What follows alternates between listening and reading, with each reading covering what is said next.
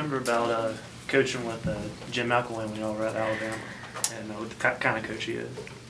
Yeah, well, Coach Mack, I guess we probably spent 4 years together. Man, he's a great coach, but a better guy. I mean, he's got a great imagination on the field and a great imagination off the field. Had a lot of good times together, not only him, but coaching us and Coach Rump, and actually spent a year with Jeff Collins at DC. So got some good friends on that staff, and got a lot of respect for those guys. Those guys do a great job, and that's obvious. He was saying that he's going to have to change up signals because Sale knows them all or something. Well, I tell you what, I think we got too much information, You're going through all the playbooks back in 9, 10, 11, and 12, so we've been chasing a lot of ghosts here for the last 2 weeks. That's for sure. Coach, obviously, last year that rushing game that Florida had was just, it surprised everybody. Anything? You got a different staff now and a whole different team. Is there anything to take from what happened last year into this year's game to make sure it doesn't happen again, or to even expect anything like that?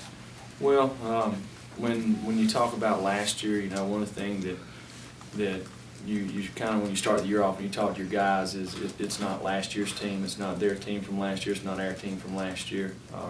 There's some lessons to be learned for the coaching staff for sure.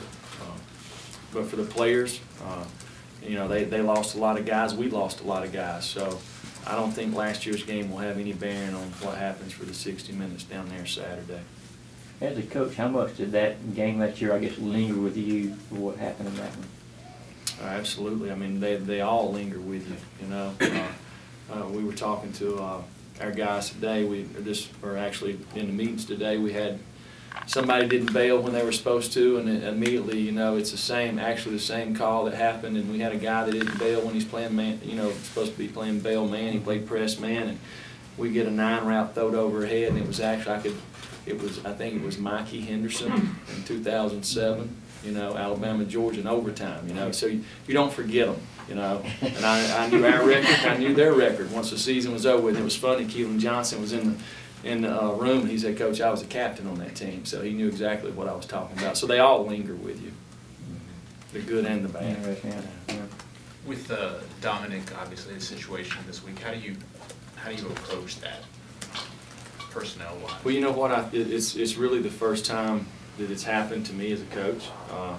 We did lose a guy one time, and that was in the first half, so he set the second half. So, we've made Dom a 2 this week. That's what we've had to do. We've had to rep some other guys, and it's part of football. This time of year guys get hurt, things happen, so the next guy's got to step up, and that's why they give us 85 scholarships. So it'll be somebody's turn, and they'll have to play really well for us. How much are you counting on from Jordan Jenkins this weekend? Jordan's practiced this week. He's done a good job, looks good, so we'll see how he does Saturday.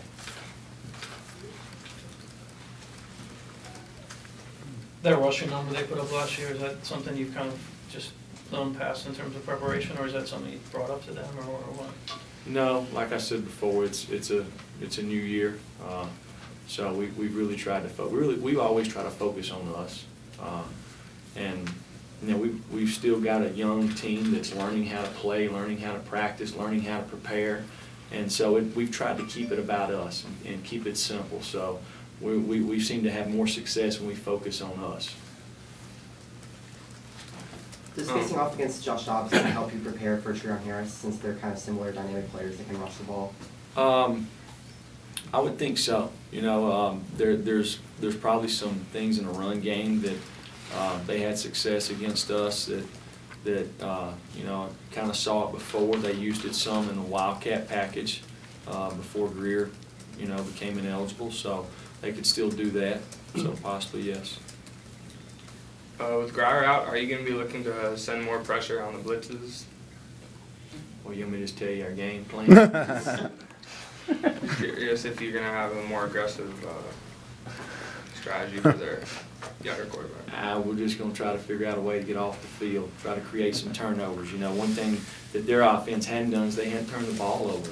They've done a really good job doing that, and we've got to do a better job forcing turnovers. we need some 3 and outs and create some field position for our offense.